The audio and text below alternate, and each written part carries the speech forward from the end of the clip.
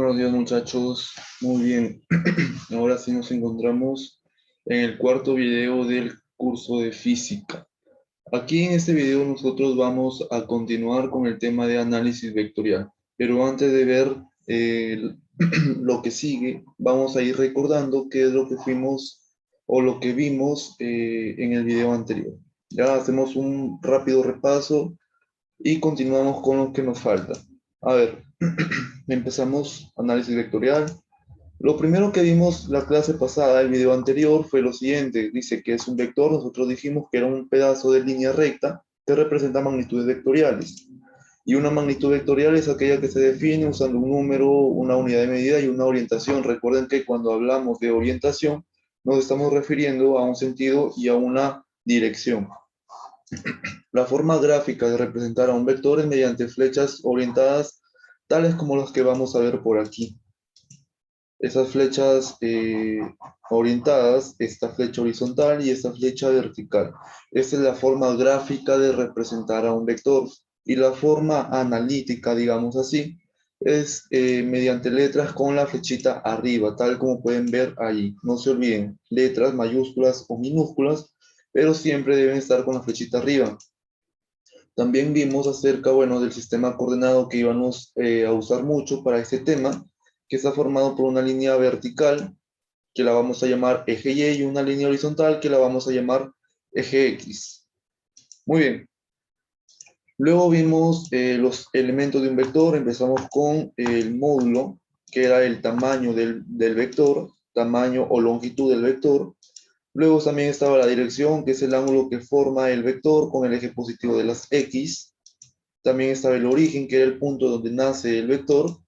Hablamos también sobre el sentido, que está representado por la cabecita de la flecha. Y por último, hablamos sobre la línea de acción, que es una línea imaginaria sobre la cual el vector se mueve, sobre la cual se representa el vector. Luego vimos las clases de vectores. Primero estaban los vectores paralelos, que eran aquellos que sus líneas de acción son paralelas. Por ejemplo, esos dos vectores que vemos por ahí, si nos damos cuenta, están apuntando hacia la misma dirección y sentido. Por lo tanto, son llamados vectores paralelos codirigidos. Y en caso contrario, cuando los vectores son paralelos pero sus sentidos son opuestos, son llamados contrariamente dirigidos, muchachos. Muy bien. El otro tipo de vectores son los vectores colineales. Son aquellos vectores que están contenidos en la misma línea de acción, como por ejemplo, esa línea de acción, línea punteada, ese vector de allí, ese vector de allí y ese vector de allí. Los tres vectores están sobre la misma línea de acción, por lo tanto son llamados vectores colineales. También están los vectores coplanares, que eran aquellos vectores que están contenidos en el mismo plano, el plano P, y dentro de ese plano P está el vector E, el vector U y el vector A. Entonces son llamados vectores coplanares. Luego están los vectores concurrentes, que son aquellos vectores cuando sus líneas de acción se cortan en el mismo punto. Vamos a ver, tenemos ese vector A, ese vector B y ese vector C allí. Ahora vamos a trazar sus líneas de acción, líneas imaginarias. Para el vector A primero, ahí está. Para el vector B y para el vector C nos damos cuenta que esas tres líneas imaginarias, esas tres líneas de acción, se están cortando en un mismo punto, que es ese de allí. Entonces, como se están cortando en el mismo punto, esos tres vectores son llamados vectores concurrentes. Concurrentes. Y ahora sí, eso fue lo que vimos la clase anterior, muchachos. También vimos la forma de representar matemáticamente a un vector en el eje coordenado, la forma de cómo calcular su módulo también hemos visto, y ahora vamos a ver de qué forma se opera con vectores. ¿Sí? Muy bien, entonces decimos operaciones con vectores. Dice aquí, la suma de dos o más vectores es otro vector llamado resultante. Es decir, si yo sumo el vector A más el vector B, el resultado yo lo voy a llamar vector resultante y se representa con la letra R mayúscula y la flechita arriba. ¿Ya? Vamos a ver en ejemplos. Por aquí primero vamos a ver el método gráfico. También existe el método analítico, ya lo vamos a ver, pero ahora nos vamos a centrar en el método gráfico para sumar vectores. El primer método gráfico es el método del triángulo. ¿En qué consiste el método del triángulo, muchachos? Vamos a ver. Dice aquí, el método del triángulo consiste en formar, obviamente, un triángulo con los vectores dados, colocando uno detrás de otro. Aquí cabe resaltar que el método del triángulo se utiliza cuando nosotros queremos sumar solamente dos vectores, nada más. Solamente dos, ¿ya? Muy bien. Luego la resultante unirá el origen del primer vector con el final del segundo vector. Vamos a ver qué significa esto. Vamos a suponer que por ahí nos dan el vector A ese vector le vamos a llamar vector A, y a ese vector le vamos a llamar vector B. Si nos damos cuenta, esto de aquí nos está cumpliendo la primera parte de la teoría. ¿Qué significa? La teoría dice, consiste en formar un triángulo con los vectores dados, es decir, con el vector A y el vector B, colocando uno detrás del otro. Si nosotros miramos la figurita, el vector A es el vector que está detrás del vector B. ¿Sí? Miren, el vector A está detrás del vector B. Muy bien. Ahora, luego la resultante unirá el origen del primer vector, es decir, el origen del vector A, que es este, con el final del segundo vector, es decir, con este punto de aquí, que es el final del vector B. Entonces, la resultante va a unir el origen con el final del vector B, y ahí está. Y a ese vector de color rojo nosotros le vamos a llamar vector resultante. Ahí nosotros hemos formado un triángulo. ¿Sí? El vector A está detrás del vector B, y el vector resultante está que une el origen del primer vector, es decir, del vector A, con el final del segundo vector, es decir, del vector B. Matemáticamente, esto de aquí está expresado de la siguiente manera. El vector A más el vector B es igual al vector resultante. Esto fue para el método del triángulo, muchachos. Ahora vamos a ver otro método. Bien, ahora vamos a ver acerca del método del paralelogramo. Así como el método del triángulo consistía en formar un triángulo con los vectores, el método del paralelogramo consiste en formar un paralelogramo. ¿Ya? Así como el método del triángulo solamente se utilizaba para sumar dos vectores, el método del paralelogramo también sirve para operar con dos vectores, para sumar dos vectores nada más, no pueden ser más, solamente dos vectores. ¿Ya? Vamos a ver en qué consiste. Dice, el método del paralelogramo consiste en construir un paralelogramo con los vectores, colocándolos de manera que sus orígenes coincidan, dice aquí. Luego la resultante será la diagonal del paralelogramo que formamos. Vamos a ver gráficamente esto para poderlo entender. Ahí está el vector A. ¿Sí? Miren cómo está. Aquí está su origen y aquí está su parte final. Y por aquí está el vector B. Aquí está su origen y su final. Miren, allí esta figura ya me cumplió la primera parte de la teoría, que dice colocándolos de manera que sus orígenes coincidan. Es decir, el origen del vector B está en este punto y el origen del vector A también está en este punto. Entonces, tanto el vector A como el vector B están coincidiendo en sus orígenes. Muy bien, ahora, ¿de qué forma nosotros vamos a formar al paralelogramo? Aquí ustedes deben estar atentos, muchachos. Miren, para formar el paralelogramo solamente basta con trazar líneas imaginarias, ¿ya? Una línea imaginaria que sea paralela al vector A, esta línea de aquí, y otra línea imaginaria que sea paralela al vector B. Aquí está, ¿ya? Al vector B. Línea imaginaria paralela al vector A y línea imaginaria paralela al vector B. Una vez que hemos hecho eso, ya hemos formado nuestro paralelogramo. Esto de aquí es un paralelogramo. Ahora, la teoría dice que la resultante será la diagonal de ese paralelogramo. ¿Qué diagonal? Esta diagonal de aquí, de color anaranjado. esa diagonal, que su origen también debe estar en el origen de A y en el origen de B.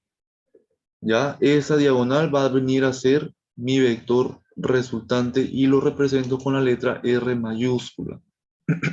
Ahora, ¿de qué forma se representa matemáticamente? Se representa igualito que el método del triángulo, es decir, el vector A más el vector B es igual al vector resultante. Y listo, nada más. Muy bien. Ahora vamos a ver unos casos especiales por aquí. Muy bien, miren, ya hemos visto el método gráfico. Anteriormente hemos visto el método gráfico, el método del triángulo y el método del paralelogramo. Ahora nosotros vamos a ver el método analítico para suma y diferencia de vectores, suma y resta de vectores. ¿Ya? Este es otro método. El anterior fue, repito, el método gráfico. Ahora vamos a ver el método analítico. Dice, para determinar el módulo, escuchen bien, el método analítico sirve para determinar módulos, ¿ya? Determinar magnitudes. Para determinar el módulo de la resultante de dos vectores concurrentes, utilizamos el método del paralelogramo. Hay que acordarnos que los vectores concurrentes son aquellos vectores que sus líneas de acción o ellos mismos coinciden sus orígenes en el mismo punto, ¿ya? Muy bien. Utilizamos el método del paralelogramo, dice el método que hemos visto anteriormente, nada más. Dice, para el módulo de la resultante. Módulo de la resultante. Recuerden que resultante es el vector de la suma, ¿ya? Entonces, primero vamos a ver la suma. Entonces, tenemos al vector A y por ahí y al vector B por ahí. Ambos vectores coinciden en su origen. Formamos el paralelogramo, así como lo hemos hecho anteriormente. Línea, a ver, otra vez para que lo puedan ver. Línea paralela al vector B y línea paralela al vector A. Muy bien. La resultante vendría a ser la diagonal. Está de color azul. Y listo. Hasta ahí todo sigue igual. Ahora, vamos a ver qué pasa matemáticamente. Bueno, el vector A y el vector B están formando un ángulo tita, un cierto ángulo tita.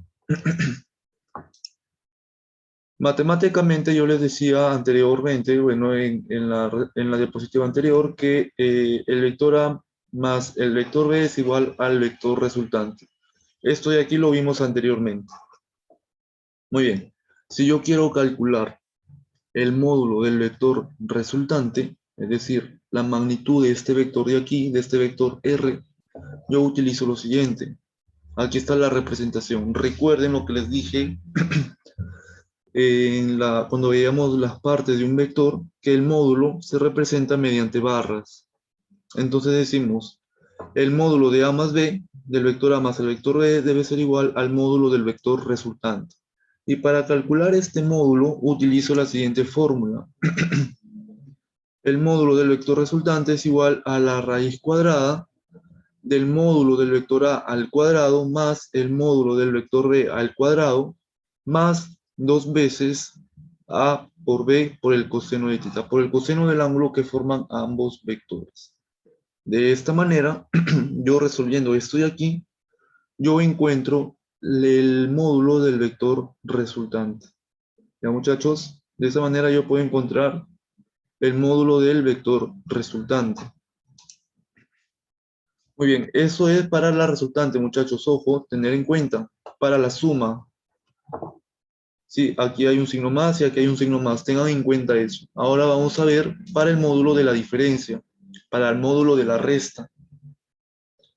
Muy bien. Es parecido. Ahí tenemos al vector A y por aquí al vector B. Ambos vectores forman un ángulo tita. Y aquí ya no vamos a formar un paralelogramo, sino un triángulo. Para la diferencia se forma un triángulo, muchachos. ¿De qué manera?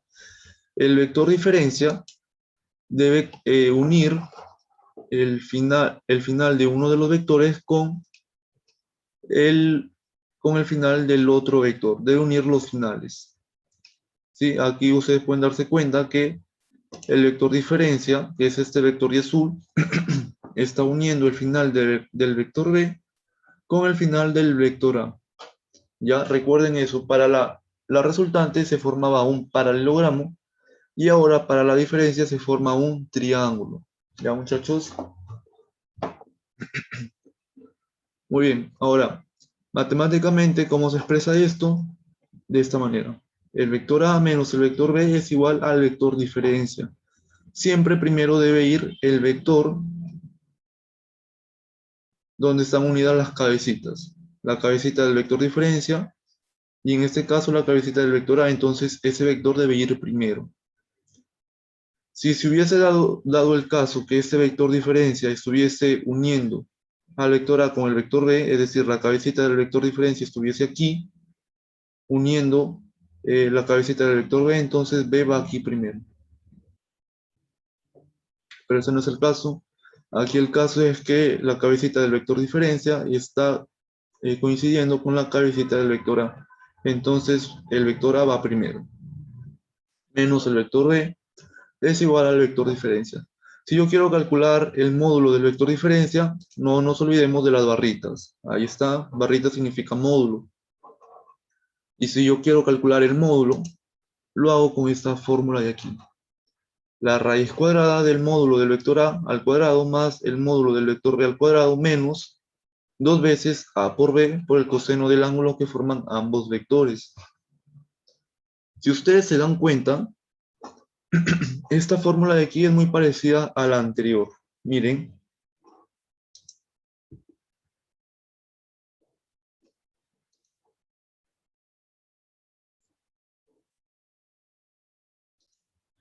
Sí, miren, si ustedes se dan cuenta, eso de aquí es muy parecida a la fórmula que vimos anteriormente.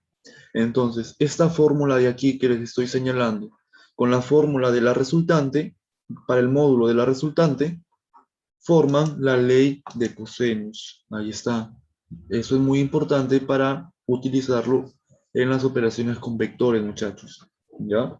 La fórmula que vimos anteriormente es esta de aquí, para el módulo de la resultante, más y más, y esta de aquí es justamente la que aparece aquí arribita, más y menos.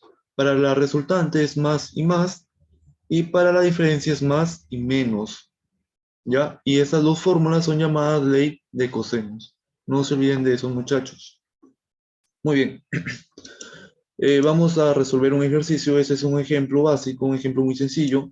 Dice aquí, para el sistema de vectores mostrados, encontrar el vector resultante. Dice, vamos a ver. Por ahí tenemos nuestro vector A y por aquí tenemos a nuestro vector B. El vector B está detrás del vector A.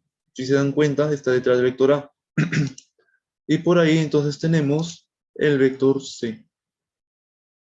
Sí, ahí tenemos nuestro sistema de vectores, el vector A, el vector B y el vector C. Nos pide calcular la resultante de esos tres vectores. ¿Cómo hacemos? Miren. Muy bien, entonces lo que nos pide el problema es lo siguiente. El vector resultante vendría a ser la suma del vector A más el vector B más el vector C. ¿Ya? Eso es lo que queremos calcular. Ahora, si nosotros miramos aquí el dibujito, nos vamos a dar cuenta que el vector C es igual al vector A más el vector B. ¿Sí? Método del triángulo, muchachos. El vector B está detrás del vector A. Entonces el vector C está que une el origen del vector B, del primer vector, con el final del segundo vector. Entonces C es igual al vector A más el vector B. Eso lo reemplazamos aquí. Decimos vector resultante. El vector A más B es el vector C y ese de aquí lo bajamos igual. Entonces el vector resultante vendría a ser 2 veces el vector C. Todo eso que hemos visto hoy día, muchachos, lo vamos a explicar de una manera más concisa y más, más lenta para que ustedes lo puedan comprender en la clase virtual. Ya, esto es solamente un repaso, nosotros lo vamos a ver más a profundidad el día de las clases virtuales. Muy bien, muchachos, hasta luego y cuídense.